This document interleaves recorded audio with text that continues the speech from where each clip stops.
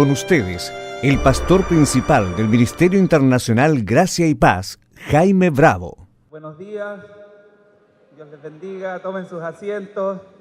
Es un gozo estar nuevamente en esta convención frente a todo este pueblo. Formamos el ministerio. El tema que les voy a compartir se llama la madurez de la comunidad local. Y como podrán darse cuenta, este tema es acumulativo con todo lo que ya fue compartido por la pastora Elizabeth hace unos minutos atrás. Y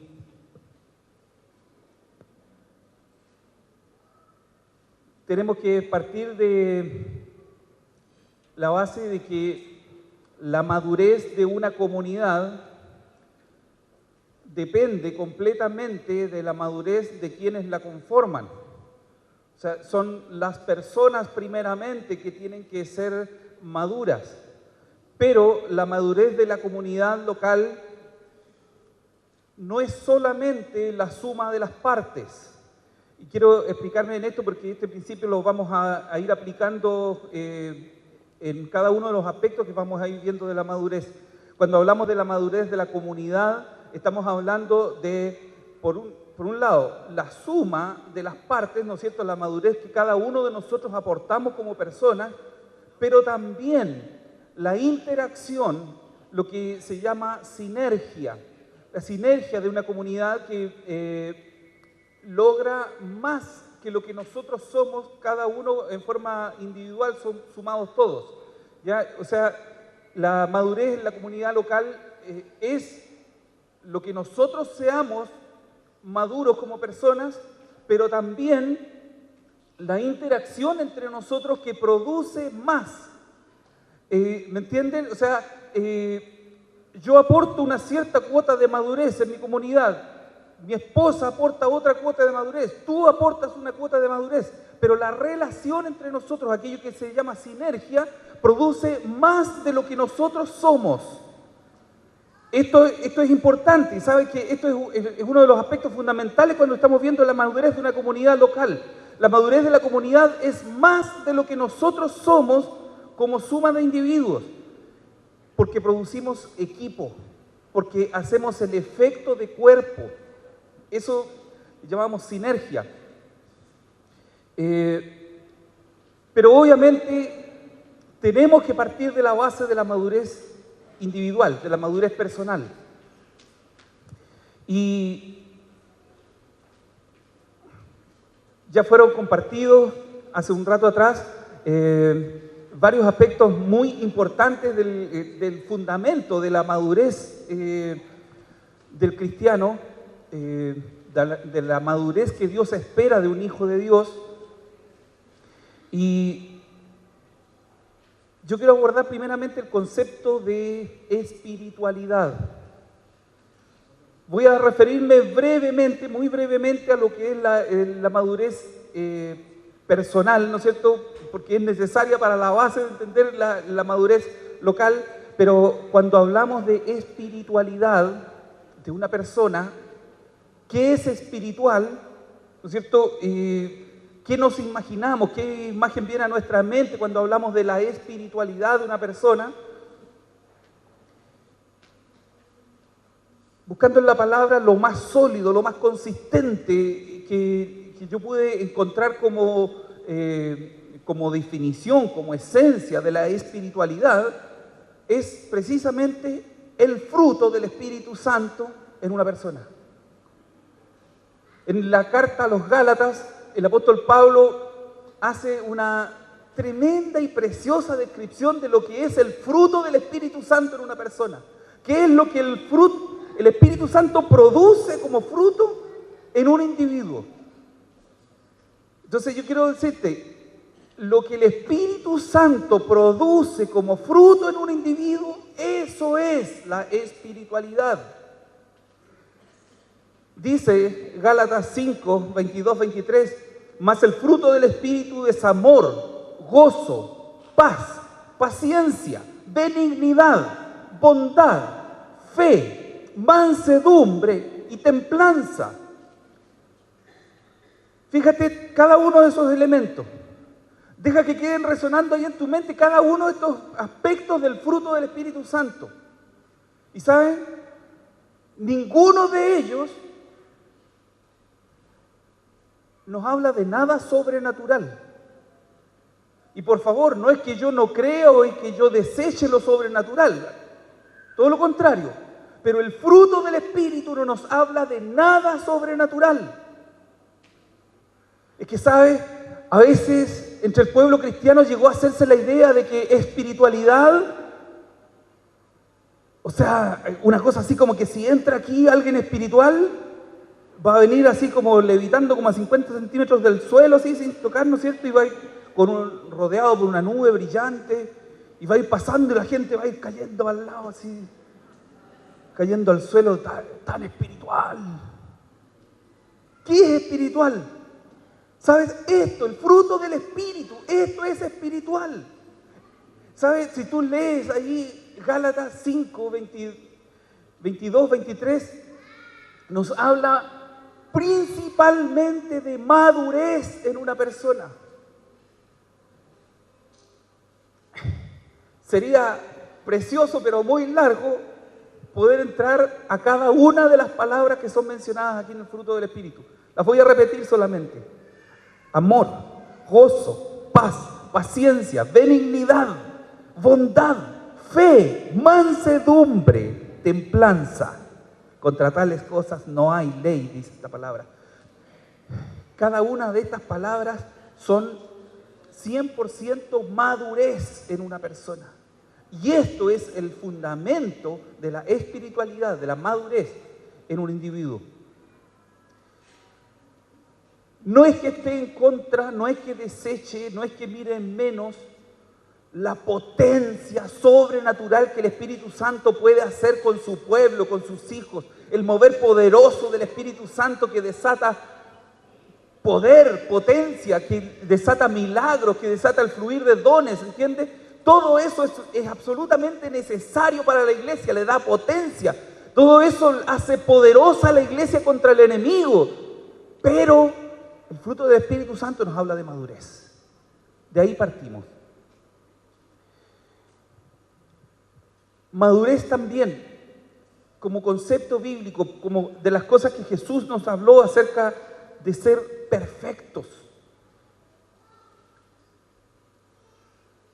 Madurez, si tú ves una fruta, si hablamos de una fruta, el estado de madurez de esa fruta es que esa fruta haya alcanzado todo lo que tiene que ser. Su tamaño, su color, su sabor, su aroma, que tenga todo lo que tiene que tener. Eso es una fruta madura. Ahí está perfecta. Más aún, si tú ves todas las manzanas de un manzano que están ya maduras, no hay ni una igual a otra. No hay ni una sola que sea idéntica a otra, pero todas están maduras. Cada una, y en la estación del otoño, mucha fruta en nuestro país llega a su punto de madurez, ¿no es cierto? Y cada una es particular, cada una es distinta, cada una tiene sus propios aromas, sus sabores, sus colores, pero han alcanzado a ser lo que tienen que ser. Eso es también madurez. Ser aquello para lo que Dios te diseñó, ser aquello que Dios espera de ti. Entonces, con esta sencilla base de la madurez personal, proyectémonos a lo que dice la palabra. El apóstol Santiago dice también: hermanos míos, tengan por sumo gozo cuando se hallen en diversas pruebas, sabiendo que la prueba de vuestra fe produce paciencia. Mas tenga la paciencia su obra completa, para que seáis perfectos y cabales, sin que les falte cosa alguna. Perfectos y cabales, o sea, maduros, sin que te falte cosa alguna. Todo aquello que Dios quiso que fuera, que lo seas. que tengas todo lo que Dios quiere que tengas. Dios no quiere que seas igual a este o parecido a este otro. Dios quiere que tú seas completo con todo lo que Dios quiere de ti.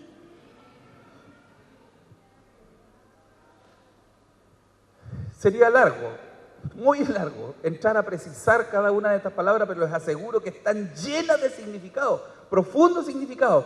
Pero yo quiero quedarme así en global con este concepto de que madurez nos habla de integralidad.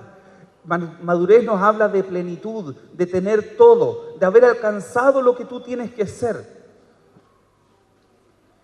Entonces de ahí, siendo personas maduras, aportamos para tener comunidades maduras. Y las comunidades maduras son precisamente, bajo la misma definición, son aquellas que han alcanzado lo que Dios quiere de ellas.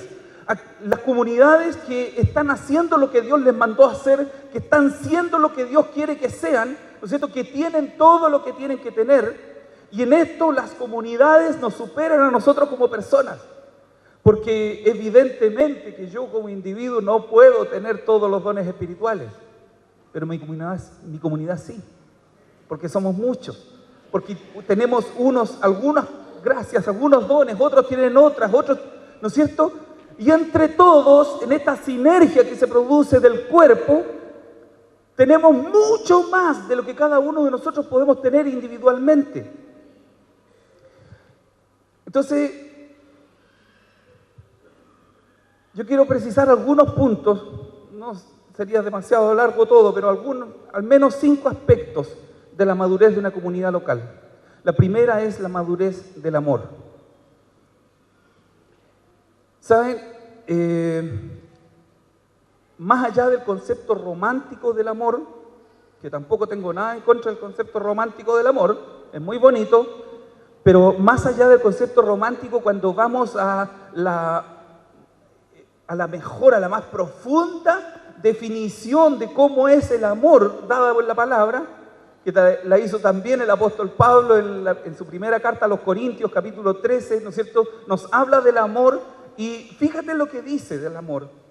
Dice, versículos 4 al 7 del capítulo 13, el amor es sufrido, es benigno, el amor no tiene envidia. El amor no es jactancioso, no se envanece, no hace nada indebido, no busca lo suyo, no se irrita, no guarda rencor, no se goza de la injusticia, más se goza de la verdad. Todo lo sufre, todo lo cree, todo lo espera, todo lo soporta. ¿Sabes? Si esto estuviera hablando de una persona, se trataría de una persona madura. Exactamente. Si esto estuviera hablando de una persona, en esos términos, sabríamos que se está hablando de una persona madura.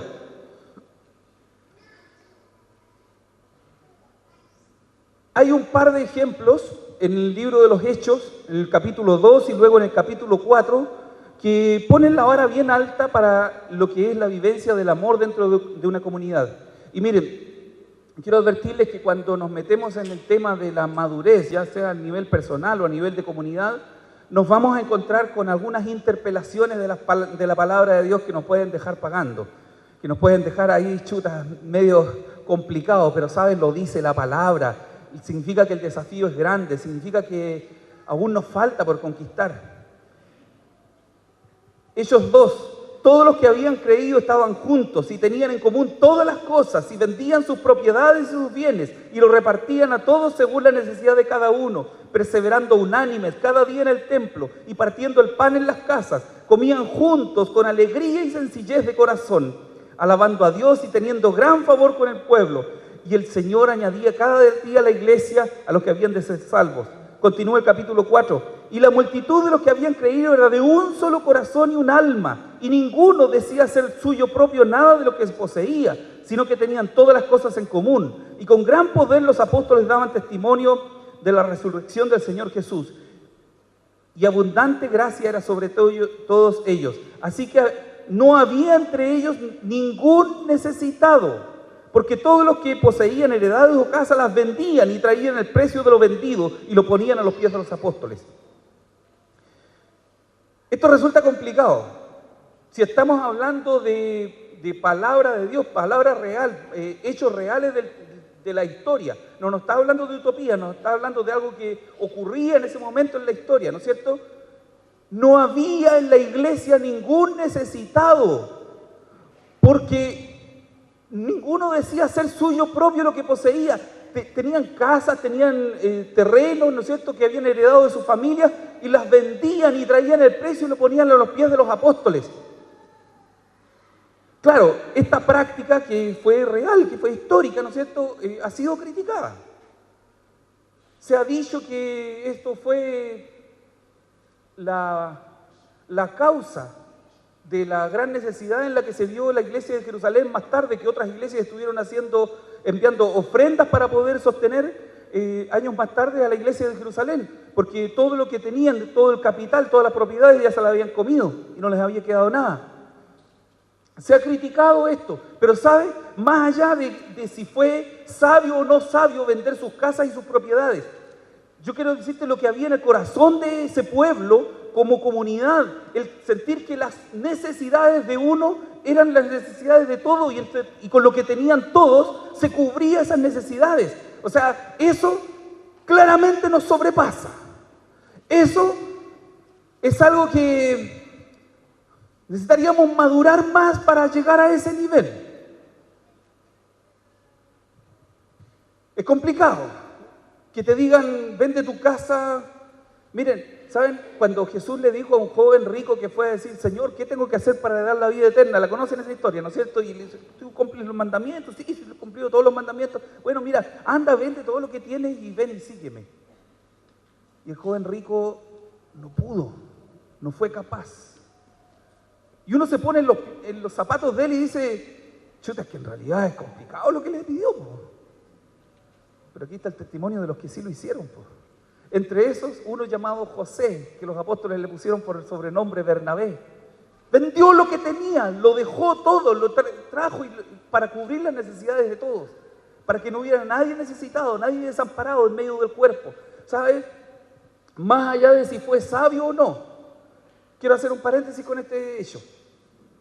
Es cierto que pudo haber sido una medida poco sabia en términos financieros, porque más adelante esa iglesia se vio en necesidad. Pero fíjate que esa misma necesidad y ese mismo desapego que se produjo de muchos cristianos con Jerusalén y sus tierras alrededor, porque ya no tenían tierras, ya no tenían casas, porque las habían vendido, fue la plataforma para que fueran lanzados hacia distintas partes del... ¿Sí? Ellos ya, Bernabé después andaba paseando por otros lados con el apóstol Pablo porque ya no tenía terreno que estar cuidando. Pero quiero poner el acento en el amor de esa comunidad. Esas comunidades nos dejan lecciones que tienen que dejarnos pensando por lo menos. Madurez en la fe. Una comunidad madura necesita madurez en la fe. ¿Y sabes? Madurez en la fe significa una comunidad que ha aprendido a vivir por fe en la palabra de Dios, por fe en las promesas de Dios, no por fe en mis deseos, no por fe en lo que yo quiero. Yo no puedo tener fe en lo que yo quiero, no puedo vivir de fe en mis anhelos, tengo que vivir de la fe en la palabra de Dios. Dice la palabra, es pues la fe, la certeza de lo que se espera, la convicción de lo que no se ve. O sea, certeza, convicción. ¿Sabes? Esto no va más allá de sentimientos, esto va más allá de emocionalidades, esto va más allá de deseos. Los buenos deseos no alcanzan para fe. Certeza, convicción, madurez en la fe. No se puede ser maduro sin tener un sustento firme en la fe, en la palabra de Dios, en las promesas de Dios, en lo que Dios nos dice. Nos puede engañar profundamente poner nuestra fe en cosas que queremos, la fe en los propios deseos. Sigamos. Madurez en la palabra. Una comunidad no puede ser madura sin madurez en la palabra. Miren, le pasó al apóstol Pablo que en Tesalónica prácticamente lo sacaron muerto. O sea, en realidad lo tuvieron que sacar escondido para que no lo mataran. Se levantó una oposición tremenda con él, así que los cristianos, los que habían creído allí, se las arreglaron para sacarlo escondido de Tesalónica para que no lo mataran. Se fue al pueblo que seguía, Berea. Y llegó a Berea, dice, inmediatamente los hermanos enviaron de noche a Pablo y a Silas hasta Berea. Y ellos, habiendo llegado, entregaban la palabra en la sinagoga de los judíos.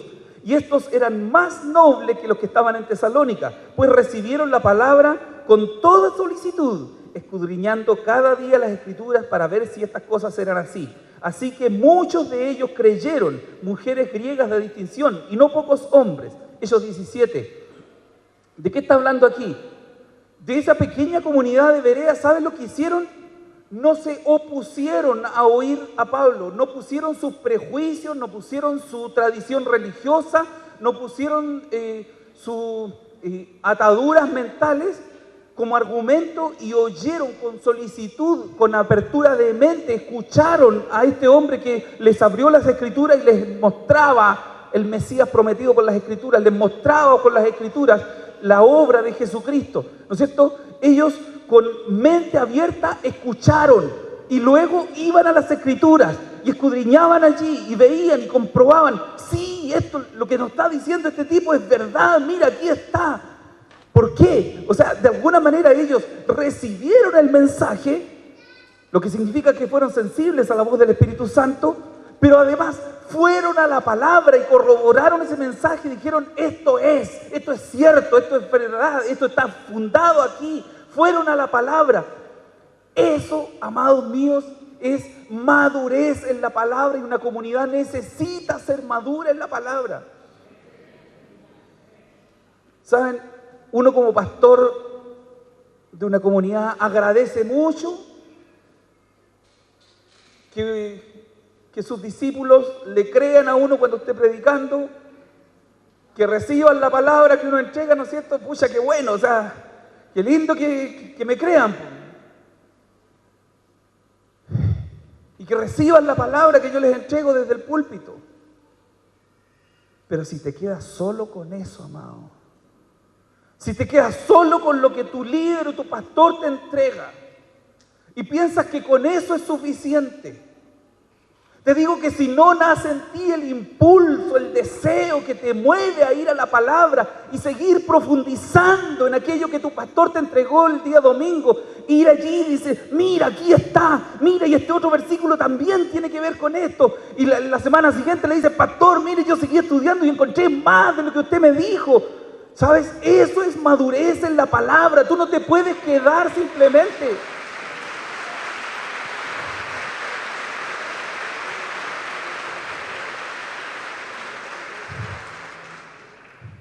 Es tremendamente amplio el concepto de la madurez y siempre faltaría tiempo para poder entregar todo. No se puede entregar todo.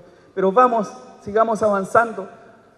Otro aspecto en el que la comunidad debe ser madura es la madurez en las relaciones interpersonales, amados.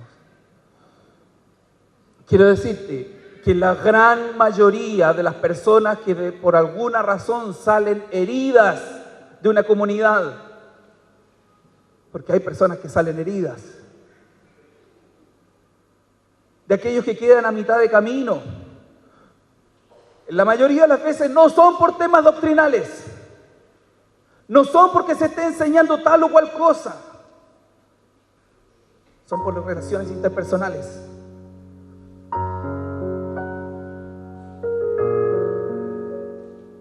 Hay un pasaje un triste pasaje del libro de Hechos, capítulo 15, que nos habla de cómo terminó una preciosa relación de Bernabé y Pablo. Dice, después de algunos días, Pablo dijo a Bernabé, volvamos a visitar a los hermanos en todas las ciudades que hemos anunciado la palabra del Señor, para ver cómo están. Y Bernabé quería que llevasen consigo a Juan, el que tenía por sobrenombre Marcos. pero a Pablo no le pareció bien llevar consigo al que había apartado de ellos desde Panfilia y que no había ido con ellos a la obra. Y hubo tal desacuerdo entre ellos que se separaron el uno del otro. Bernabé, tomando a Marcos, navegó a Chipre, y Pablo, escogiendo a Silas, salió encomendado por los hermanos a la gracia de Dios y pasó por Siria y Sicilia, confirmando las iglesias. ¿Sabes? A las finales Dios se las arregló para que igual el evangelio fuera predicado por distintos lados, pero esto no tenía por qué haber terminado así. Bernabé fue el líder que se la jugó por Saulo para presentarlo delante de los cristianos. Fue el que, su mentor, fue el que lo enseñó en el camino y terminó peleado con él, y fueron años de distanciamiento. Siendo anciano ya, Pablo escribe desde la cárcel y le dice: envíenme a Marcos porque me es útil para el evangelio, ¿no es cierto? Pero después de años de haber perdido comunión, años de relación, de amor que se perdieron porque no fueron capaces. Esa es una pérdida.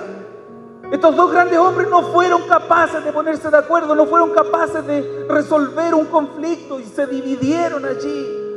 Y allí quedó una herida. Yo espero que haya sido sanada, pero te das cuenta que muchas veces, creyendo tener la razón, muchas veces defendiendo un argumento, somos capaces de herirnos unos a otros.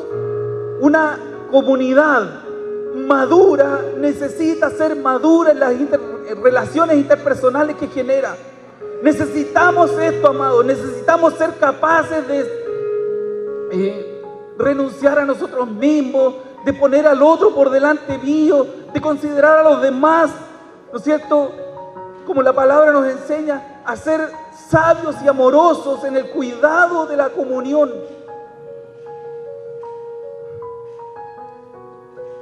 Y termino con esto, en los 3 minutos que me quedan. Madurez en el propósito.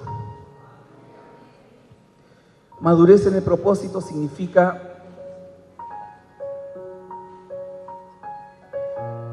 que no toda cosa buena o bonita sirve igual. En la palabra de Dios, en la vida cristiana, hay tal cantidad de cosas buenas y bonitas que hay un amplio margen donde desenfocarse, donde desalinearse del propósito de Dios. Y te digo que las cosas buenas y bonitas que hay para hacer son más peligrosas que el pecado, porque el pecado es más fácilmente identificable. Es más fácil que te confronten y te digan: oye, mira, estáis mal lo que estáis haciendo. Pero ¿y qué pasa cuando lo que estáis haciendo es bueno, es bonito? Pues yo, como no tenía nada que darle a la gente de mi población, porque es muy pobre, entonces yo me sembré un huerto y allí cultivo papas y zanahorias y todo, y le reparto a la gente pobre en mi población. Yo siembro para darles. Qué lindo, qué hermoso, te felicito. Pero ¿eso es todo lo que haces? Bueno, sí, porque este es mi servicio al Señor. Te digo que no. No está bien. No, mi servicio al Señor es que yo ahorro todos los meses,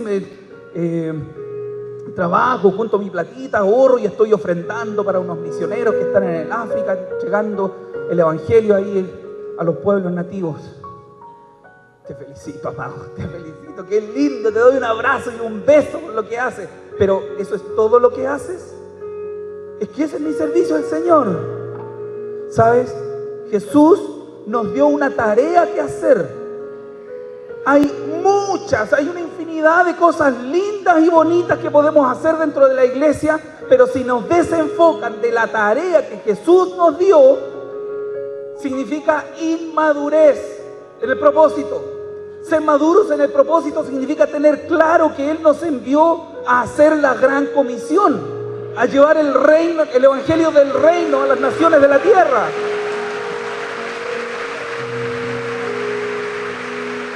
¿Sabes?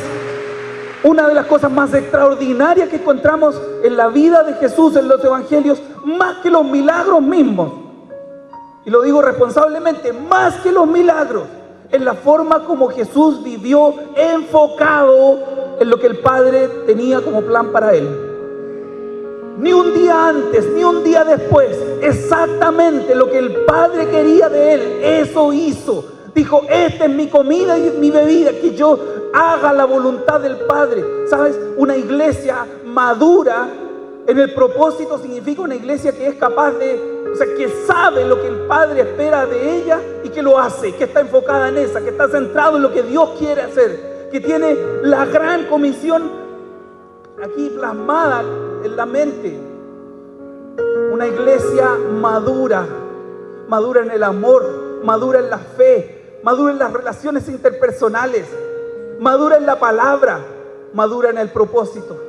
Eso queremos ser, amados. Pónganse en pie.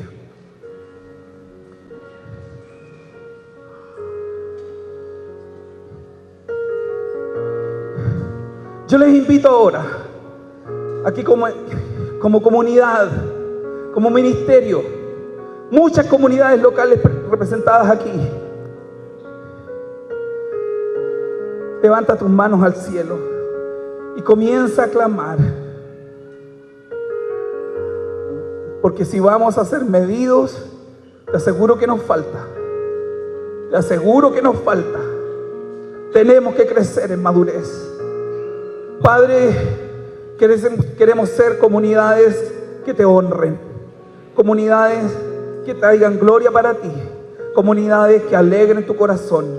Queremos ser comunidades maduras porque tú eres maduro, Señor. Señor Jesús, tú nos diste muestra de madurez y tus pasos queremos seguir como comunidades locales, Señor. Hacia donde tú nos lleves, donde tú plantes una de estas comunidades, Señor. Que se pueda ver esa misma madurez con la que tú viviste, Señor, en tu ministerio en la tierra. Y tú prometiste que estarías con nosotros todos los días hasta el fin del mundo, Señor. Queremos ser iglesias maduras para ti, Señor. Enséñanos.